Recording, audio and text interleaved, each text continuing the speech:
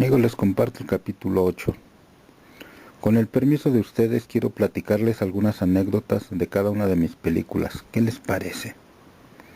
Pues resulta que la primera película que realicé fue La Feria de las Flores en 1942. El director fue José Benavides y los principales papeles se los llevaron Fernando Fernández, hermano del Indio, y Antonio Badún. La mujer estelar era María Luisa Sea. En esa película el director hacía unos berrinches tremendos por mi forma norteña y franca de hablar. Esa tonadita que aún no se me quita, pero que supe modularla para filmes como Nosotros los Pobres.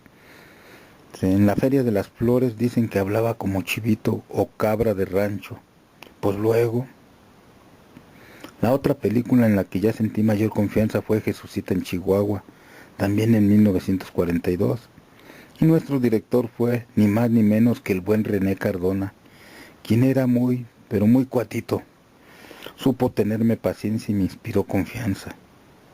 Él mismo participó en dicho filme junto con Susana Guizar, que la hacía medio de marimacha, hasta que se descubre como mujer, como hembra, y entonces sí se vio que era toda una hermosura. Bueno, pues, eso yo digo yo.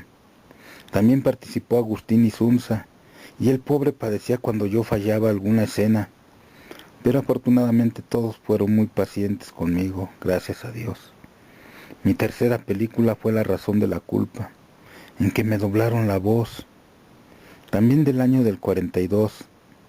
Allí conocí al maestro Andrés Soler, cosa que aparentaba ser muy serio, pero tenía como costumbre ser muy suspicaz e inteligente. Desde joven llevó una filosofía sobre la vida. Yo me le acercaba y le pedía consejos. Ya les dije que siempre fui muy miedoso, para eso de enfrentarme a las camarotas, esas que parecían que se lo tragaban a uno como aquellos micrófonos de la XEQ, en que me paraba enfrente y me temblaban las piernas. Pues el señor Andrés Soler, cuando algo malo o bueno tenía que pasar, llevaba como costumbre una frasecita que siempre aplacó mis ansias. Decía, que rueden las calaveras, y con eso me daban ánimos. También en esa película conocí a María Elena Márquez y a Blanca Castrejón, quien llevaba el papel principal.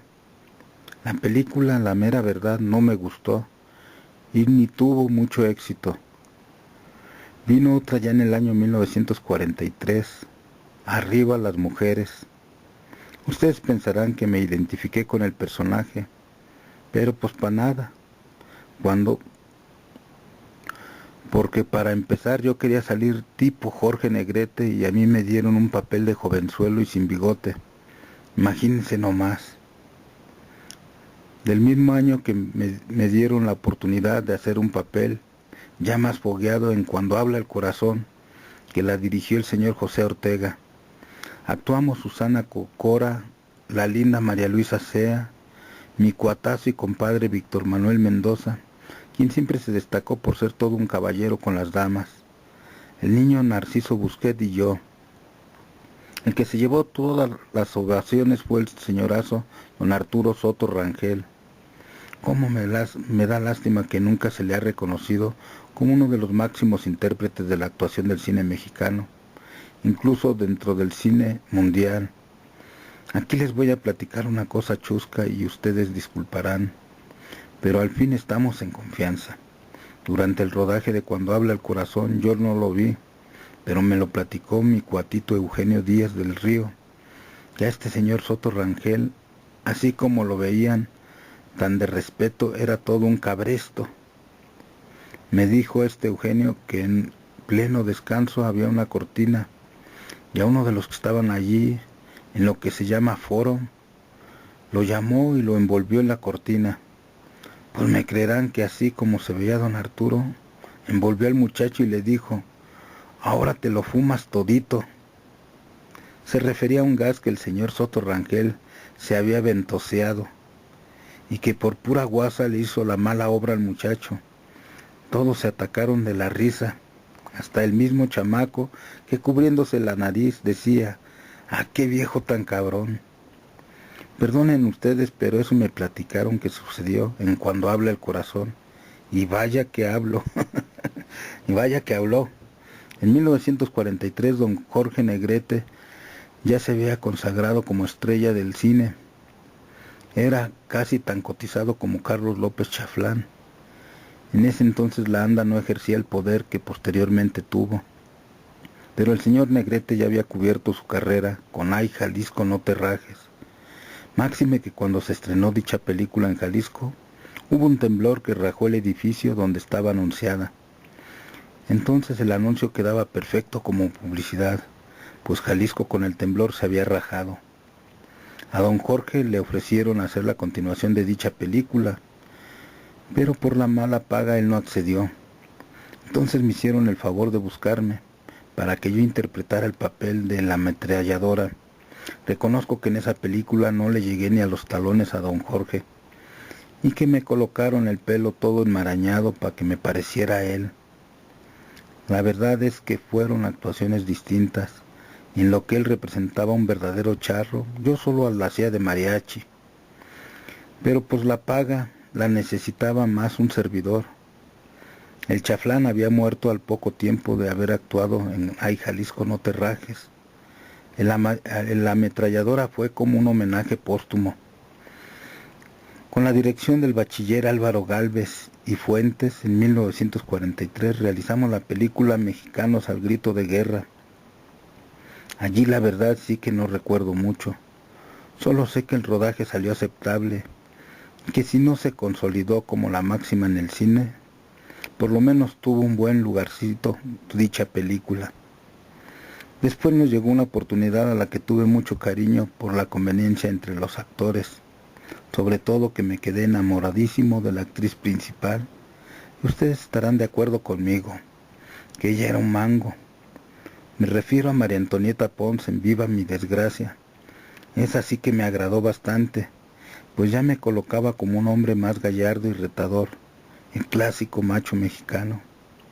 En cambio, Escándalo de Estrellas fue un filme un poquito menos triunfal. Allí conocí a mi gran amigo, que aprovecho para decir que lo extraño mucho, Ismael Rodríguez. En realidad ya me lo habían presentado su hermano Roberto, pero nos conocimos más a fondo en el rodaje de esta película en 1944. Participaron también Blanquita Amaro y Jorge El Che Reyes, quien era muy simpático. Un peliculón, según la opinión del público en aquella época, fue Cuando lloran los valientes. Y no porque la haya actuado un servidor, pero compartí momentos muy bellos con Víctor Manuel Mendoza y mi amadísima Blanquestela Pavón. Fue nuestra primera película juntos. Ustedes se acordarán bien de aquella película en que se trata sobre todo el honor de México, que siempre andaba en la lucha fratricida. Qué buena y bonita película. Recordarán al Pinolillo, ese chamaquito tan maravilloso para actuar. Era muy tierno y entre sus escenas y otras se acercaba a Blanquita y le decía que si en verdad me quería, que me diera un beso fuera de las cámaras. Ah, qué chamaco tan curiosillo. A mí eso me ayudó para acercarme a Blanquestela Pavón. Rápidamente hicimos amistad y de ahí para el real. Blanquita fue mi confidente, como ya lo dije. Por cierto que también allí nos unimos más como amigos el buen Víctor Manuel Mendoza y yo. Ese fue realmente un señorón, sobre todo ya de grande, porque lo llegué a ver en la televisión y hasta tuvo condecoraciones al mérito por ser todo un hombre a carta cabal. Fue honesto y honorable, cosa que hoy en día hace mucha falta en la mayoría de la gente. Si me han de matar mañana, 1946 de Miguel Zacarías, el cineasta libanés que se destacó por no dar la mano. Actuamos un servidor, porque primero va el burro por delante. La hermosísima colombiana Sofía Álvarez y René Cardona. Les platico una anécdota. En ese entonces yo era reconocido, pero no me había consagrado. Miguel Zacarías tenía la costumbre de no saludar ni despedirse de mano, porque en una ocasión alguien le llegó con un catarrazo tremendo y al saludar contagió a todos. Desde ahí el señor Zacarías le dio asco andar saludando de mano, Pues como a mí me hacía el desaire de tampoco saludarme de mano, pensé en hacerle una bromita, algo pasadona. ¿Y qué se la hago? Un día llegué con él y delante de los que estaban más cerca de don Miguel, me agarro y me escupo la mano, y luego lo tomé y que lo saludo así, con la salivota embarrándosela en su mano. No sé ni cómo no me corrió, porque le cayó en gracia. De no haber sido así, tal vez me hubiera corrido, porque Miguel Zacarías tenía su carácter. A María Félix le hizo que se le arrodillara para darle el papel del Peñón de las Ánimas. Así se las gastaba don Miguel Zacarías, pero así me las gastaba yo también. Llegan los tres Garcías y vuelven los Garcías de Ismael Rodríguez. Se filmaron juntas en 1946. Los intérpretes fueron ni más ni menos que la abuela, doña Sara García, esa enorme institución del cine que se consagró así como la abuelita del cine nacional. Víctor Manuel Mendoza, Abel Salazar, Marga López, el señorazo Carlos Orellana y muchos más. En este rodaje sí hubo varias anécdotas que les voy a platicar, pues de verdad fue algo muy curioso. Aunque yo ya había actuado en varias películas, no conocía a doña Sara García y no había actuado con Carlos Orellana, quienes para aquel entonces ya eran unas estrellas insuperables e intocables dentro del ambiente artístico. La verdad es que yo ya había firmado un contrato en que me comprometí a hacer 3 películas con los Rodríguez, pero me daba pavor nomás de meterme en la cabeza tener que actuar al lado de Sara García y de Orellana. Como me daba tanto miedo, me subí al camerino y no bajé. Ya doña Sarita traía la peluca puesta, pero yo seguía plantadote en el camerino. Subió Ismael Rodríguez y le dije que no podía enfrentarme ante tales monstruos sagrados del cine. Por fin que no me convencían, hasta que subió Sara García y se puso a hablar conmigo. Le dije que yo no podía actuar al lado de ella, me sinceré, le platiqué que tenía miedo. Ella me contestó que yo ya tenía un contrato firmado a rodar 3 películas con los Rodríguez, pero le respondí que en ese contrato no venía estipulado que tenía que rodar los 3 García, y menos con ella y con Orellana. La abuela me tomó paciencia y me rogó hasta que me convenció, porque la señora se portó muy amable conmigo. Me dijo que me quitara de la cabeza que se trataba de Sara García. Me dijo, mire muchachito, usted y yo vamos a pactar un trato.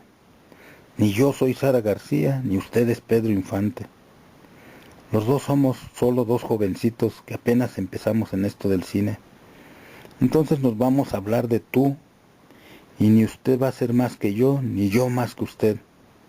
Yo le voy a ayudar para las actuaciones, y cuando en alguna escena algo le salga mal, le hago una señal con la mano, y si le sale bien, le hago así, de que salió todo adecuadamente.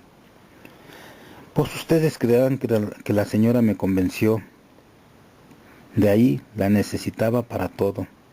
Incluso se portó muy buena gente conmigo, porque en la escena en que ella se está muriendo en Vuelven los García, la toma era muda, y ella al no tener micrófono cerca se puso a hablarme como si de verdad se estuviera muriendo. Entonces me tocó el sentimiento y que me suelto a llorar a grito pelón. Cuando acabó la escena, todo lo que se llama el set nos aplaudió. A mi abuela, que así bauticé a doña Sarita, la quise mucho. Luego, cuando ya nos hicimos amigos de verdad, cada 10 de mayo le llevaba serenata a caballo, en mi querido caballo color blanco, muy grandote. Le cantaba esa de mi cariñito. Ella salía a recibirme con un abrazo. Gracias a Sara García me volví muy cumplido con mi trabajo, pues considero que cualquier cosa que se desempeñe debe ser de calidad y bien hecha. Yo era un chamaco alocado y en ocasiones llegaba tarde a los llamados, porque me iba de juerga en la avioneta con alguna chamacona, a la que le andaba cayendo. Pero una vez que se acerca doña Sara García y que me dice, óigame jovencito, venga para acá. ¿Usted se cree que ser artista consiste en estar llegando tarde y darse el relajito? Y debe saber que para triunfar de veras en cualquier cosa que se desempeñe en la vida, debe ser cumplido y formal. Sobre todo en esto de la actuación, debe ser puntual. El que cumple es respetado aquí en la China. Así es que quiero aconsejarle, como somos amigos y le di la confianza de que nos habláramos de tú, le digo que sea usted cumplido y responsable con sus horas de llamado. Debe ser puntual. Sí, abuela, le respondí, le prometo no volver a llegar tarde. Y nos seguimos hablando de tú, ¿verdad? Claro que sí, Pedrito, me contestó contenta dándome la mano. Una de esas ocasiones yo estaba en la casa de la colonia del Valle. Era día de llamado para una escena en que teníamos que actuar la abuela y yo. Eran las 7 de la mañana y el llamado era para las 8. De pronto que va pasando la abuela en su coche. Iba con su hermana. Se me quedaron viendo y menearon la cabeza. Yo estaba en mangas. ¿Qué digo en mangas? Con el dorso desnudo lavando mi carcachita del Cadillac. Pues nomás las vi pasar y me hice el menso 2 minutos, en lo que le daba un trapazo al coche. Pues que agarro la motocicleta y que me voy a los estudios hecho la mocha. Afortunadamente llegué antes que la abuela y me escondí. La esperé. Ella llegó por ahí de los 5 minutos más tarde. Ya eran 7:45. Pues yo que agarro y me arrimo, le abro la portezuela y le digo, a sus órdenes, jefa.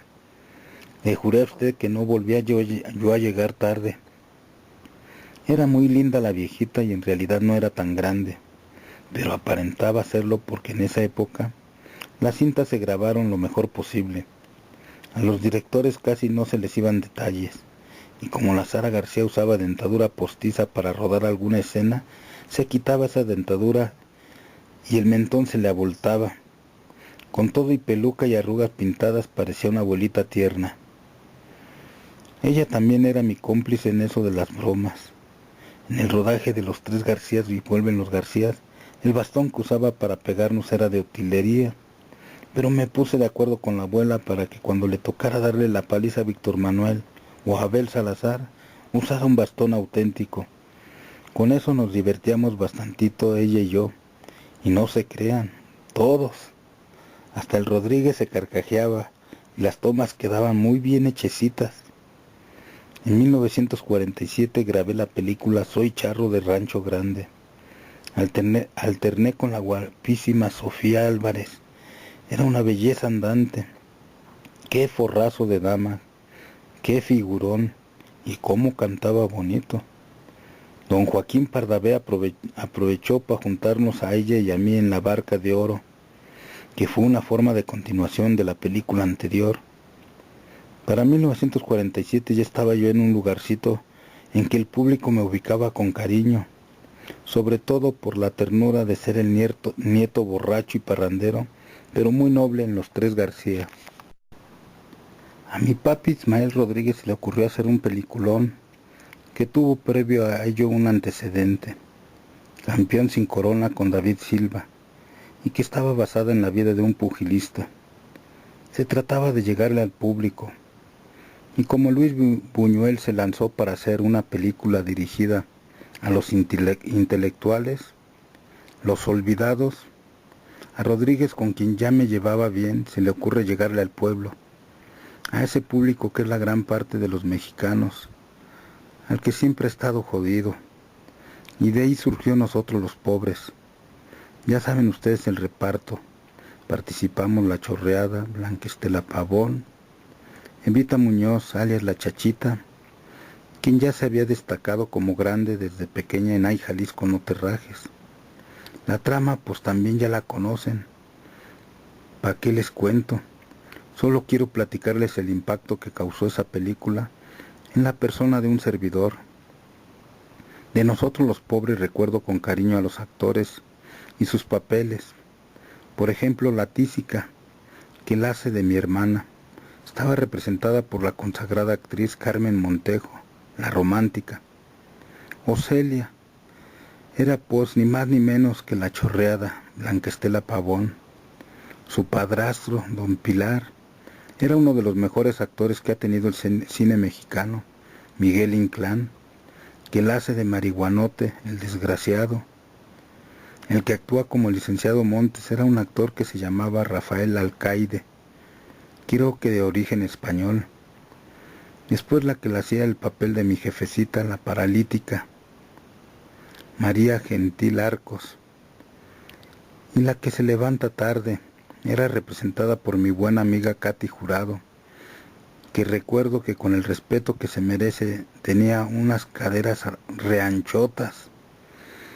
Estaba también las dos teporochitas, la guayaba, que en vida tenía un nombre así medio raro, Amelia Wilhelm o algo así, de origen germano, y la tostada, que era esta gran mujer, ¿cómo se llamaba?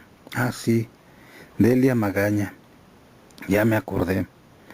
Y no podían faltar topillos y planillas estelarizados por mi gran cuatacho Jesús Camacho, mejor conocido como Pedro de Urdimalas, uno de los argumentistas de esa película junto con Ismael Rodríguez. Y el otro, Planillas, eran hermanos y se llamaban Ricardo Camacho. Se llamaba Ricardo Camacho. Yo iba muy seguido a casa de ellos y su hermana era muy guapa. Pero tenía una amiguita que estaba hecha un mangazo, se llamaba Ángela Díaz del Río, y tenía todo el porte de estrella de cine. Yo me tenía que comportar allí, porque como era amiga de la hermana de mis cuates, pues no me quedaba de otra. No más que nos poníamos a cantar re duro, le tupíamos bien bonito con la guitarra, y yo hacía la primera y ella la segunda voz. José Arriaga fue a quien le tocó el papel de Ledo, pero ya no me acuerdo si era Arriaga, creo que sí. Ese cuate murió siendo joven, y la gente ni se enteró casi. Fue una lástima, tan famoso que se hizo con la escena aquella que cuando peleábamos en la Bartolina y le saco el ojo, hasta me memoricé lo que él tenía que decir, o mejor dicho, gritar. Ay, no, no, no, por favor, no, no.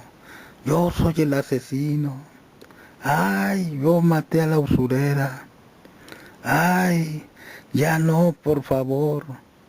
Pepe el Toro es inocente. Hasta se enchina el cuero, ¿verdad? Pues sí. Qué bonitas experiencias me dejó esa película.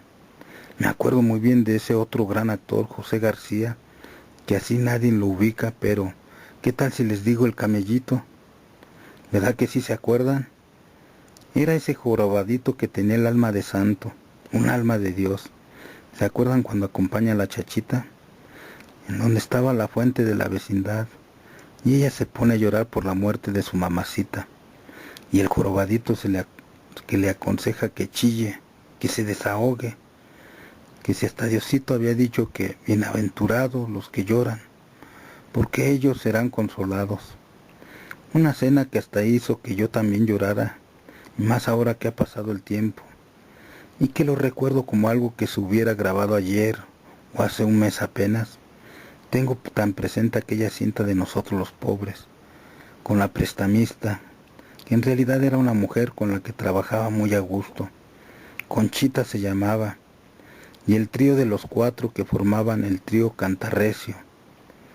Recuerdo que al escenografista de apellido Toussaint se llamaba Carlos, y las canciones que canto en Nosotros los Pobres son Ni hablar mujer, que es la que sale al principio después que los chamaquitos del principio abren el libro, cosa que fue muy original, porque como ustedes recordarán, al final de la película vuelven a salir, cierran el libro y meneando la cabeza, como que no les gustó, lo tiran al bote de basura que está allí mismo, donde se desarrolla toda la trama. Y la otra canción, pues ustedes ya saben, Amorcito Corazón, la que salgo cantando por primera vez en la carpintería. Era mi mera época. La chorreada estaba en su cocina, y la cena trata que mientras yo le voy tupiendo a la madera, le canto, y ella al último con la cara de romántica tira los huevos al piso y se pone a freír las cáscaras, cosa que es real. El amor lo ataruga a uno tanto que ni hablar mujer traes pistola. La otra canción que incluso sale en la de Ustedes los Ricos, la continuación de la primera parte, es En el pobre es borrachera o Mi suerte es chaparra. Esa casi no se oye en radio. Y hubo también un arreglo a las mañanitas, cuando se le cantan a la chachita por ser día de su santo. Es cuando yo traía la mano vendada porque un día anterior le había pegado, ya que se dio cuenta de la mentira de la tumba de su madrecita. ¿Por qué no estaba donde le había indicado? En el lote más pobre. Pero como les decía, recuerdo esa parte muy dramática cuando ella me habla fuerte, recio, y no me contuve y que le pego a la chamaca. Entonces le abrí la boca y yo me arrepentí tanto que me golpeé la mano en la pared. Por el otro lado, tras la cortina de casa pobre y de carpintería, mi jefecita presenciando todo sin poder hacer nada. ¿Se acuerdan? Algo peculiar de esa película eran los letreritos que salían en la parte trasera de los camiones, como al principio, el que decía, ¡ahí les voy! O el otro que en plena desgracia, casi con un embargo encima y la carpintería robada decía, ¿a qué te sabe? Nada se le iba a los argumentistas ni al director Ismael. Las palabras que se usaban en aquel entonces y las frases, esas como píntese, hablar de laca mi cuate, con ese milagrito a eso lo hacen santo. 5,000 pesos libres, 5,000 pesotes libres de polvo y paja. Chántese la charola, ni hablar mujer, etcétera. Recuerdo al chamaco que me servía de alcacer, ese que se peinaba como ahora lo hacen los chavos, así con el pelambre todo de lado, casi tapándose los ojotes al desgraciado. Y la mujer que salía allí, que por ahorita no recuerdo su nombre, pero creo le hace de su hermana, la del estanquillo donde me fiaba las llamadas. Cómo me gustaba esa muchacha. Yolanda o la Yolis, mi hermana, la hace de prostituta, pero a ella en el libreto le pusieron la tísica. Qué buenas actuaciones. Luego recuerdo la escena de los chifliditos entre la chorreada y un servidor, y que Topillos le traducía a planillas nuestros chifliditos de amor. La Katy Jurado cuando me visita en la carpintería y se pone de coqueta. En una parte el cieguito que salía allí también muy bien caracterizado, que por cierto le pide una limosna, y ella le contesta que ahora no trae. Él le dice, es usted señorita, muy respetuosamente. Y la que se levanta tarde le responde, gracias de todas maneras. Si ustedes se fijan, cómo había decencia en esa época. Hoy en día no les iban a poner ese apodo tan largo a las muchachas putierres. Ahora en la actualidad, en la cinta solo les dicen putas. Perdónenme ustedes, pero es la realidad. Por eso, como añoro toda esa época llena de recuerdos, de fracasos, pero también de triunfos y alegrías, de fama, de gloria, y afortunadamente el cielo me pudo brindar. Si aún estoy aquí, y de esta forma muy distinta, será por algo. ¿No lo creen así mis cuates y chorredas? Ni hablar, mujer, traes puñal. Después de ese peliculón se produjo Cartas Marcadas, dirigida por René Cardona, y donde actuaba con el que casi siempre era patiño de Jorge Negrete. Este muchacho que se apellidaba Soto la Marina, el Chicote, personaje chaparrito y con una voz muy chistosa. ¿Les platico una anécdota? Mejor yo creo que no, porque de a tiro está muy mandada. Bueno, pues ahí les va. Pues total, cuando estábamos rodando esa película de Cartas Marcadas, al Chicotito le jugaron una bromita muy pesada. Como el pobrecito era marihuano en la vida real, se lo quisieron vacilar. Y en una de esas que tenía cerca el micrófono, queriéndose hacer el gracioso, pues andaba en su onda, como dicen los muchachos de hoy, que empieza a hablar y dice, señoras y señores, damas y caballeros, chinguen a su madre si esto huele a caca. Y es que los canijos que le habían colocado el micrófono para que dizque nos entretuviera le embarraron auténtica caca. No sé ni de dónde, pero pues de a tiro que fue una bromita un poco pesada. Claro está que todos soltamos la carcajada porque el canijo Chicotito estaba muy serio hablando y de pronto que soltó la mentadota. Pues ni modo, manito, eso te pasa por andar fumando de la que no debes, le dije. La película que más me gustó y que poco me lo creían, pero les podía aventar 20 veces seguidas, pero me la podía aventar 20 veces seguidas y no me cansaba de verla, era Los Tres Huastecos, de Ismael Rodríguez. También actuó Blanquita conmigo, pues era su papel principal. Ya nos habíamos consagrado como estrellas del cine y la gente nos quería mucho. Nos habían adoptado como la pareja ideal del cine. En esa cinta ocurrieron muchas cosas bien bonitas. El que me doblaba cuando tenía que salir junto con uno de los personajes que también interpretaba era mi hermano José. A lo buscaban mucho para que me doblara y en esa película Pepe tuvo varias intervenciones. La mejor obra de Rodríguez fue el haber juntado mi persona en tres. Imagínense lo que habrá sido de difícil en esa época. Sin embargo, se la sacó mi papi. Yo interpretaba a los tres hermanos, el curita, Juan de Dios, el militar que era el capitán Víctor Andrade y el tamaulipeco. Pero si les platico una cosa no me la van a creer. Ahorita se me acaba de olvidar cómo se llamaba este último. María Eugenia Llamas, era una chamaquita muy linda, la Tucita. Cómo la llamábamos dentro y fuera de la escena. Era muy graciosa y tal como se comportaba en la película fuera de rodaje también hacía de las suyas. Le encantaba hacer travesuras. Luego vino Angelitos Negros, creo también del 48. La hermosa Emilia Guiú no era tan antipática como sale en esa película. Hace un par de años que murió en Estados Unidos. En realidad se dio un pequeñísimo romance entre ella y un servidor, solo en lo que duró el rodaje de la película. Esa cinta no tuvo tanto impacto, pero sí gustó. Yo interpretaba a un cantante y no se crean, interpretar un papel de hombre estrella es difícil para un cancionerito y gritón como lo era yo. Pero bueno, creo que sacamos el papel. Después vino la continuación de Nosotros los Pobres. Se tituló Ustedes los Ricos. Era una forma como de echarle la pelotita a la clase alta del por qué había tanta distancia entre pobres y ricos. Lo que Rodríguez quería era unir en espíritu al pueblo entre pobres y ricos. No lo logró.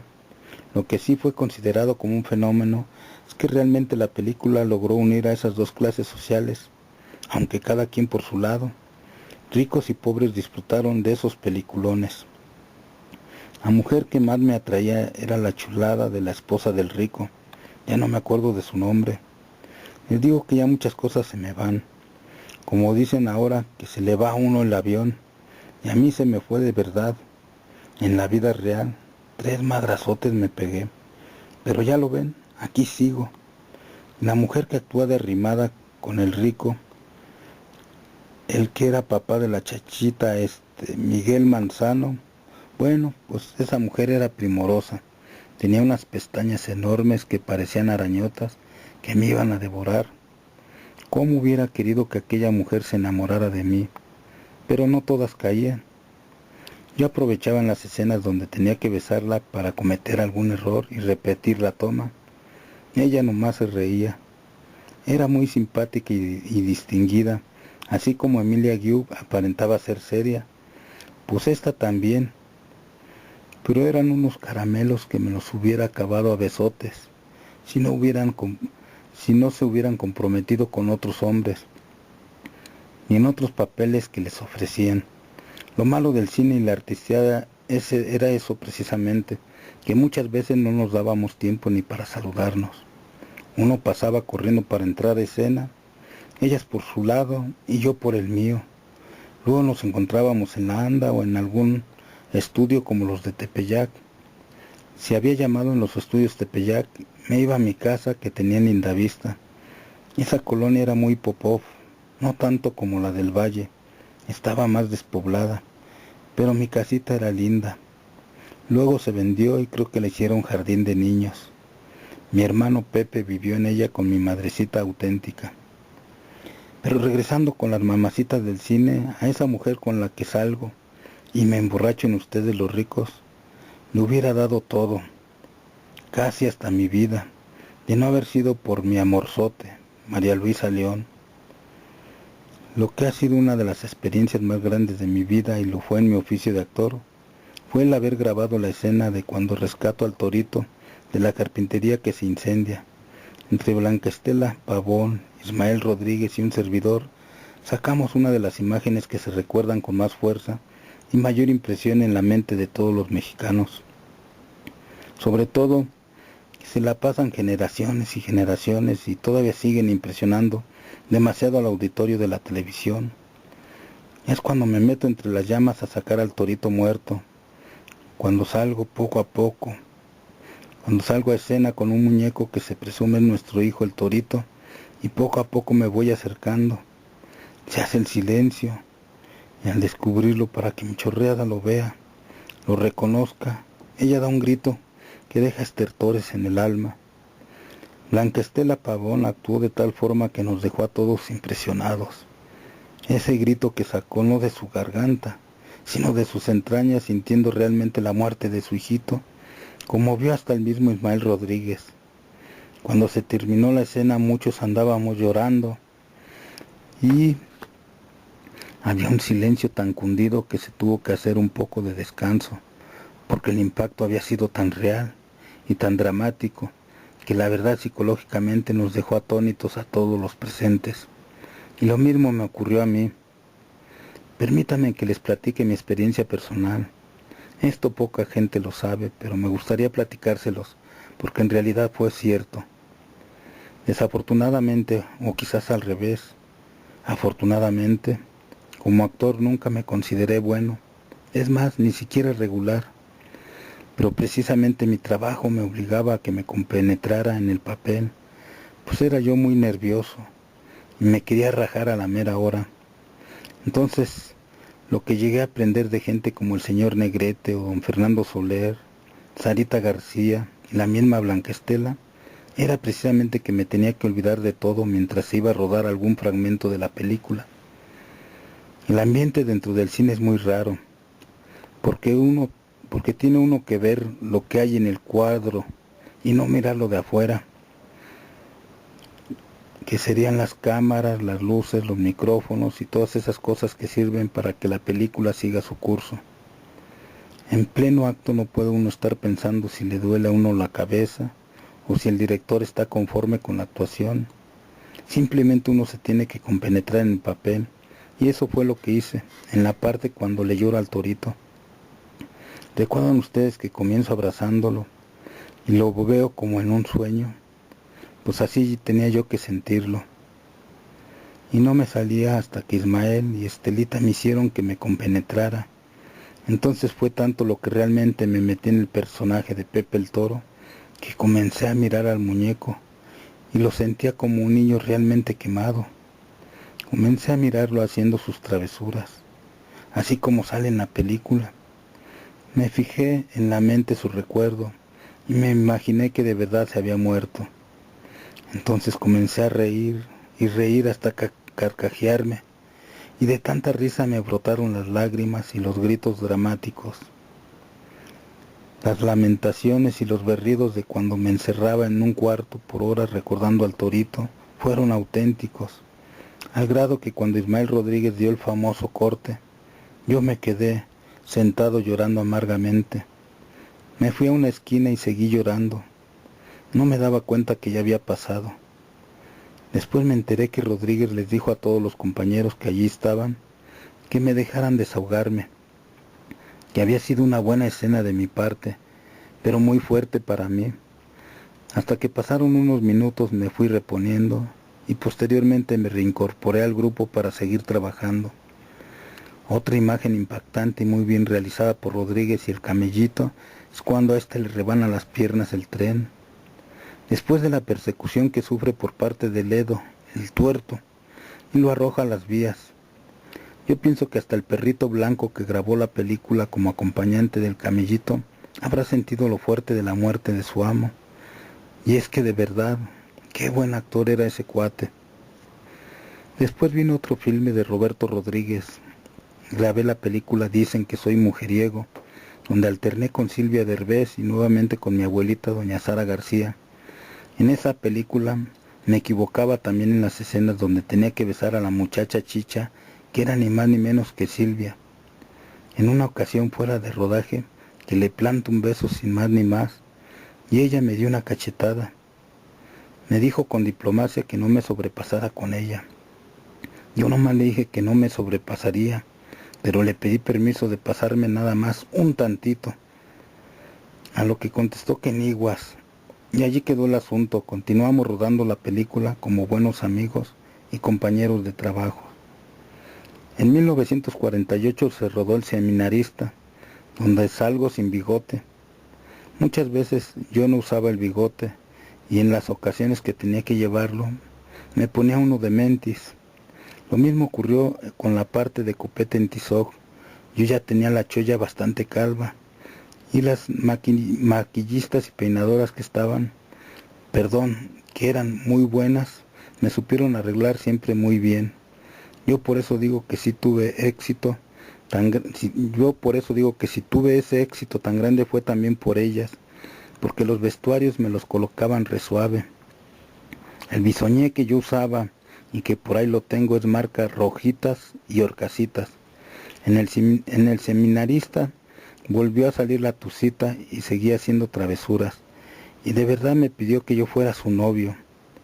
Fernando Soto el Mantequilla era muy curioso porque el pobre andaba como yo. Siempre sentía que no le salían las actuaciones. Entre los dos nos dábamos ánimos para llevárnosla tranquila. Creo que del 49 fue la película La mujer que yo perdí. Y si les soy franco, de esa película preferiría mejor ni hablarles, porque desgraciadamente se me convirtió en realidad. Blanca Estela Pavón fue la mujer que yo perdí, la amiga fiel, la hermana de mis dolores de cabeza, mi consejera, mi novia espiritual.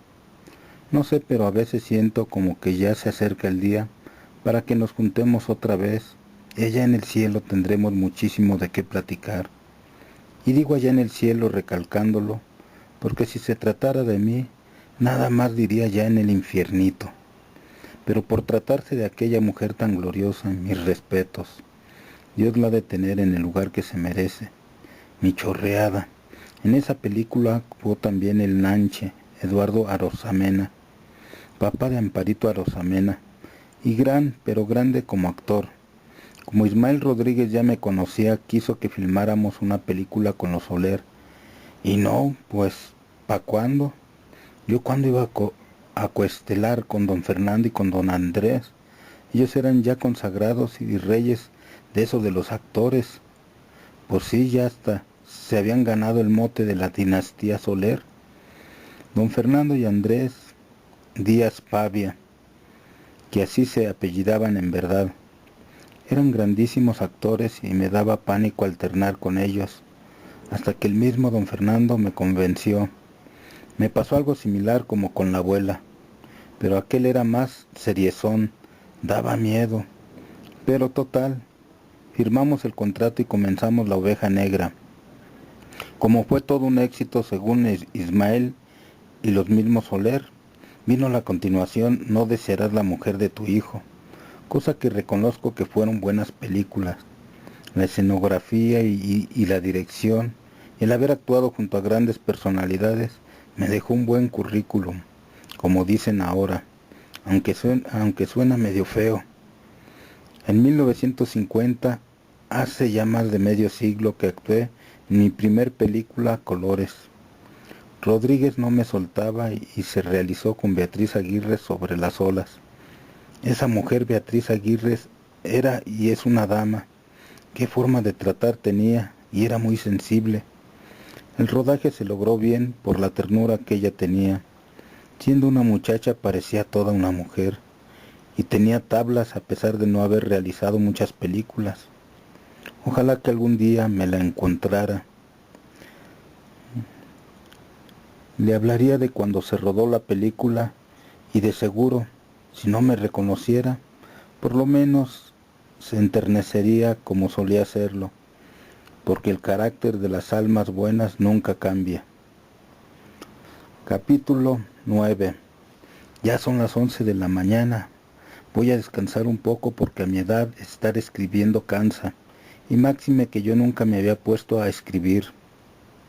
Yo más bien hacía ejercicio. Por ahora voy a hacer un buen desayuno. Se me antojó comerme unos buenos huevitos de los de tierra, porque tengo la facilidad de conseguir huevos de gallinas sueltas, no de esos que venden tan industrializados.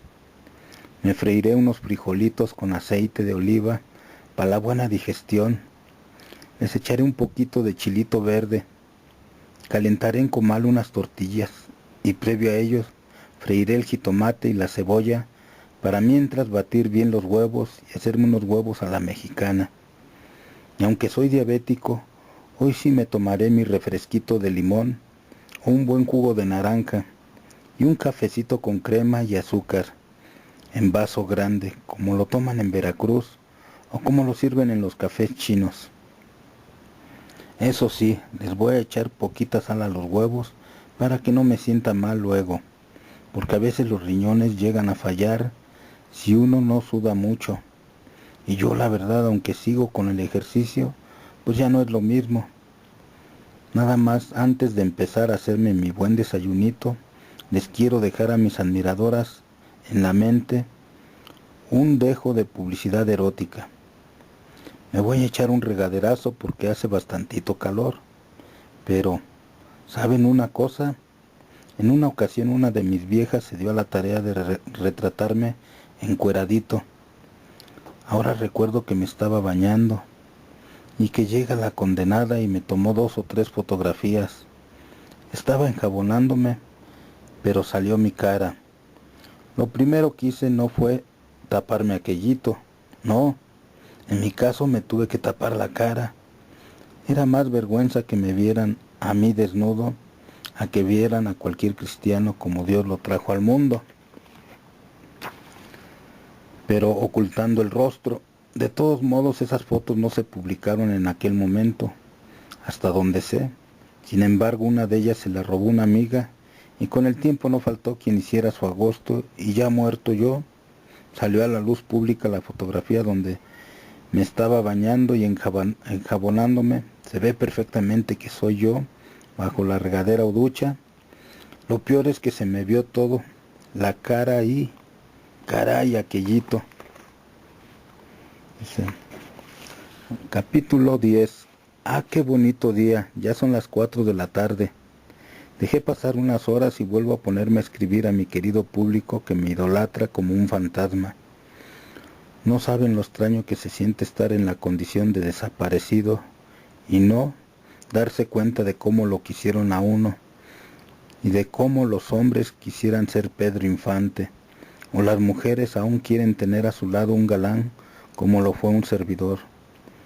¿Saben por qué le paré un ratote a esto de teclear en mi maquinita de escribir, que me volé una vez del que fuera mi representante o apoderado Antonio Matuc? Pues resulta que ni me lo van a creer. Ya ven que les había dicho de guasa que me bañaría, y sí, efectivamente me di un rico duchazo. También me hice mis huevitos a la mexicana. Lo que me pasó fue algo insólito y me dejó al principio muy triste, pero luego como que fui retomando la confianza y para estas horas ya lo tomo con más calma. No sé si haya sido mi imaginación o si de verdad ocurrió. La cosa es que estando en la cocina por yo solito, de pronto vi pasar una sombra por la ventana. Me di cuenta que se trataba de un reflejo. Se veía como que estaba para acá, de este lado junto a mí. Y además sentí que me tocaron quedito el hombro derecho. A la par me llegó un olorcito como de niño pequeño, como de recién nacido, muy dulce. Recorrí parte de la casa y hasta me tiemblan las manos al platicarlo, pero percibí la imagen de mi hijito Cruz Infante. ¿Se acuerdan ustedes de él? Era el que más se parecía a mí. De hecho, yo solo lo conocí de 5 añitos. Obviamente lo fui viendo a través de la televisión cuando era algún aniversario de mi muerte. La última vez hasta lo pude grabar en un video beta, de los que ya no hay.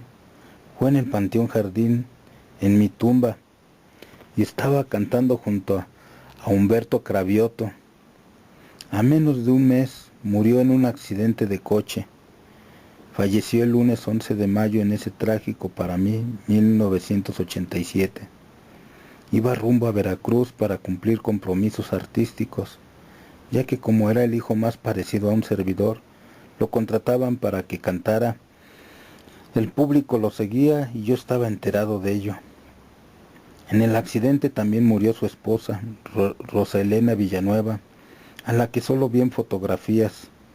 Allí mismo iba la suegra de él, la señora Elena Villanueva, el medio hermano de mi hijo Vicente Suárez y el conductor Luis Reséndiz, quien por querer rebasar a un camión en la carretera se pasó al carril que no debía. Y ¡zas, manito, que se matan todos! Cruz Infante, mi orgullo o uno de mis orgullos, porque a cada uno de mis hijos los quiero por igual, se había matado. En realidad se llamaba Pedro Antonio Suárez Casañas, porque su padre adoptivo le dio su apellido. Él nació el 30 de junio del 52, en la Ciudad de México. Fue un voladito que me había aventado con la señora Piedad, que trabajaba en casa de mi mamá, y en una de mis casas. Como yo era el ídolo en ese momento, pues ella accedió, y de allí nació Pedro Antonio, el famoso Cruz Infante. ¿Cómo me dolió su muerte? Siempre perder un hijo es cosa de la repatada, pero hoy lo sentí como si hubieran estado aquí conmigo. Presentí su espíritu, su alma, que me vino a visitar. Dicen que cuando los muertos se le acercan a uno, puede ser un buen augurio. Pero pues ya la mera verdad, solo sentí mucha tristeza y recordé la última vez que lo vi en la televisión. Tal vez me vino a visitar, o será que ya quiero estar con él y con todos los que se me han ido. Primero mi papá Delfino en 1956, luego se supone que yo, pero, y ahorita sí lo digo, desgraciadamente no me tocó. Después mi madrecita Cuquita, que yo ni me enteré. Con el tiempo mis sobrinos, que fueron un relajo, los hijos de Pepe, tomadores como yo en las películas. Mi hermano Ángel también se murió en 1987. Fue el día 15 de diciembre para acabarla de chin. Uno de los hijos de mi hermano Pepe se mató en otro accidente el 14 de abril, un día antes de mi aniversario luctuoso. Y el pobre de Pepe, ya sin piernas, tuvo que asistir al panteón 2 veces, al homenaje que me hacían y luego en la tarde a sepultar a su hijo. Por último, él murió ya de desesperación. Mis informantes me decían que ya era un viejo amargado y que sin piernas ya no quería vivir. También era diabético igual que yo, pero él se tiró al vicio después del 15 de abril del 57. Mi familia, la familia Infante, con mi muerte, se fue distanciando, se fue separando por los intereses personales de cada quien, y aunque todos son buenos, algunos no se llevan bien. Como dejé todo sin papeles y mi muerte fantasma no permitió que dejara un buen testamento, mis familias se peleaban las pertenencias de quien fuera el ídolo de México. Y por mientras, ahora ando aquí, solito, con mis palabras sin sonido, escritas en una vieja máquina que le volé a mi apoderado Antonio Matuc, quien por cierto todavía vive, y mis informantes me dicen que se oculta del medio artístico. Tal vez haga bien. Vive en la Narvarte, cerca del metro Etiopía. A Rodríguez y a Matuc, allá por 1955 les decía: hinche huesuda, a mí me pela los dientes. ¿Quién iba a decir que eso resultó cierto? Tanto físicamente hasta ahora, como popularmente con mi México querido, a quien le debo todo lo bueno de mi existencia.